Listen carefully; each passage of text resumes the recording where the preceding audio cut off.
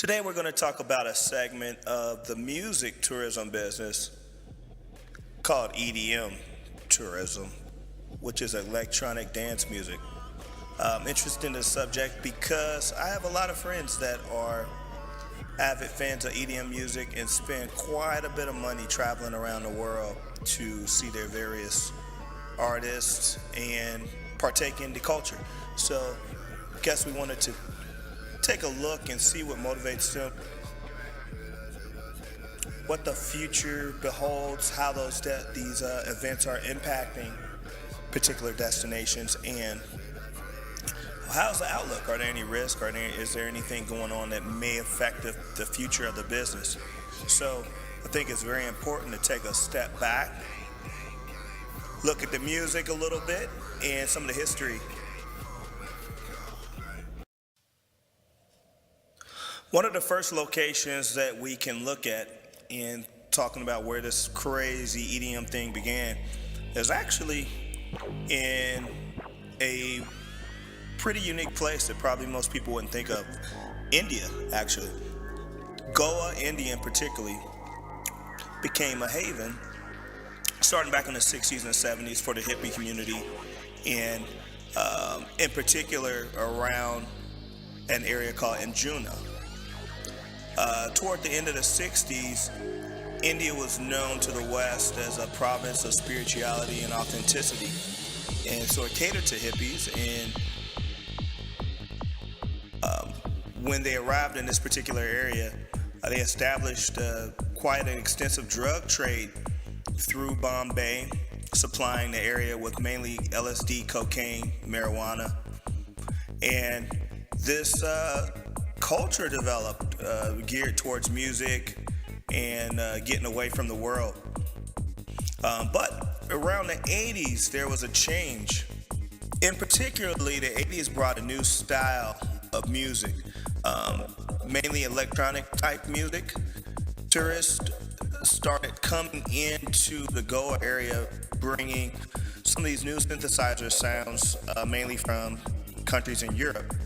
Tourists started taking these favorite parts of electronic tracks and looping them over and over. Goa Trance was born and was a psychedelic trance dance kind of scene was created, and it was geared around EDM music. Another hotbed for music tourism and EDM in particular can be found on a small island off the coast of Spain called Ibiza. The history of this destination began way before electronic music. Actually, a lot of the tourism for the Ibiza era started back in the 1930s.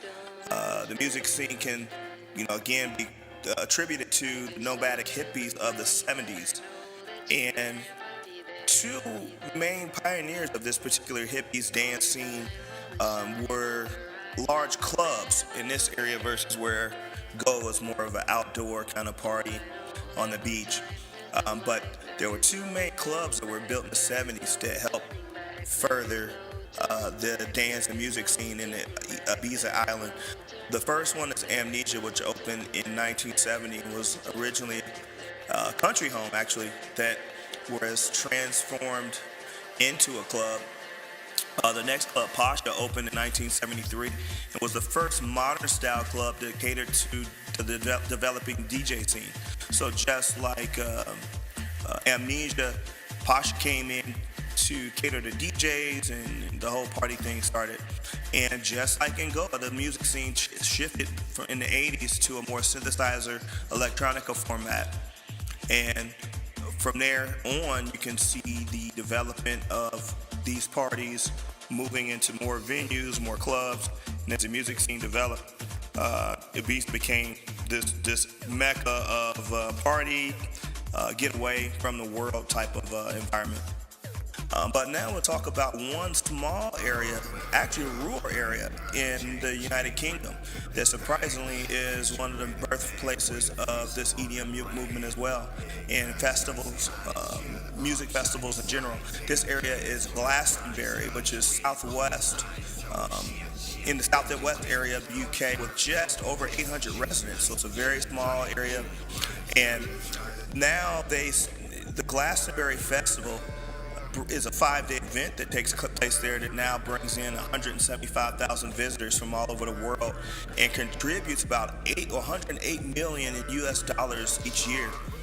And so this town got its start in terms of festivals in the 70s as well. And again, it took a music shift in the 80s to transform it into a more electronical format. And one event in particular caused the area to really become popular, and that was when Channel 4, British Public TV, decided to broadcast the Glastonbury Festival back in 1994. And there was an act on stage at the time called Orbital, and they headlined the stage that Saturday of the event. And it was the first time that the mainstream audience could see people dancing and partying to this new type of music, electronic kind of music format. And from there, the festival just took off. It also has a lot of cultural significance to the EDM community.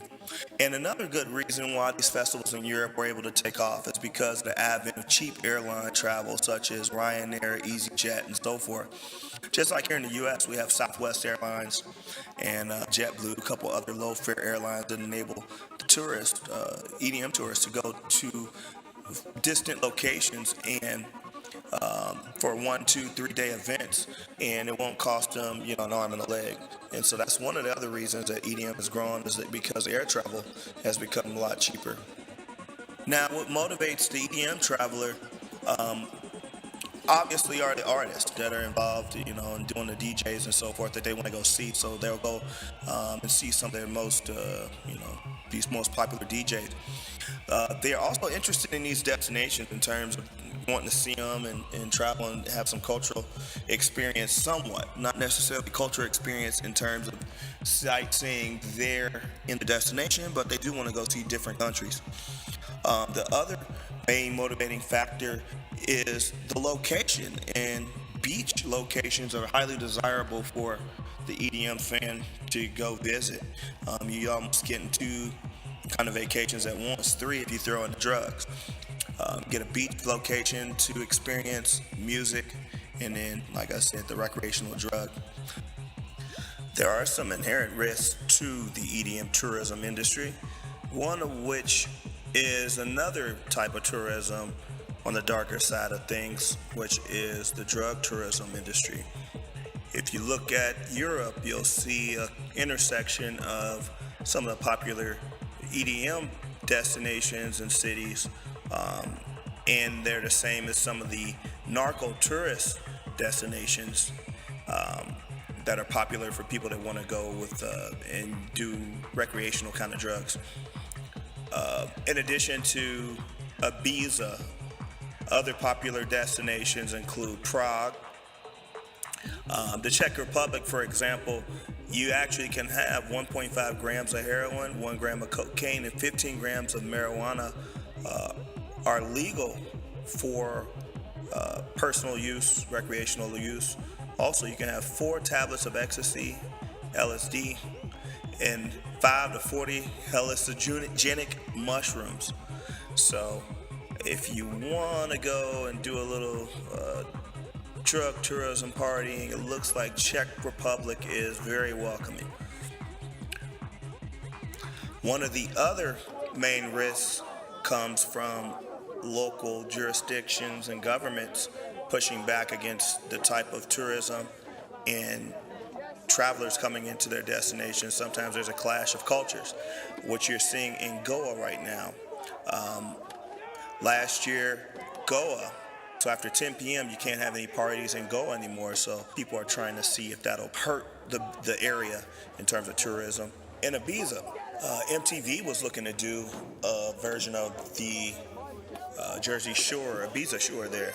They've experienced quite a bit of backlash and pushback from the residents and local community, so much that Viacom had to pull the plug on the project.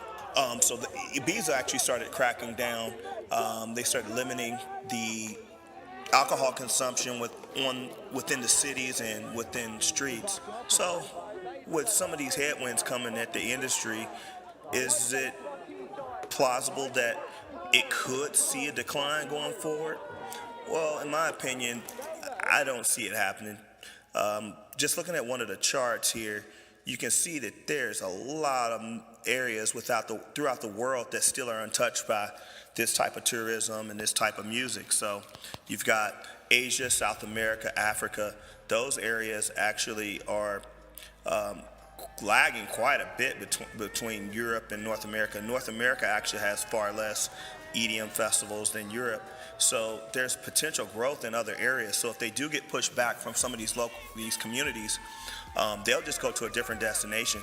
As you see the motivation, if you have a beach and you have a good lineup in terms of DJs and you can get some of these groups to come, the destination is not as important.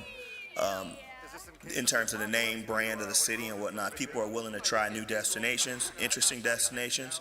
So it's definitely something that um, the the EDM organizers and people that put on these events can say is a leverage that they can have going into new areas because they generate so much income.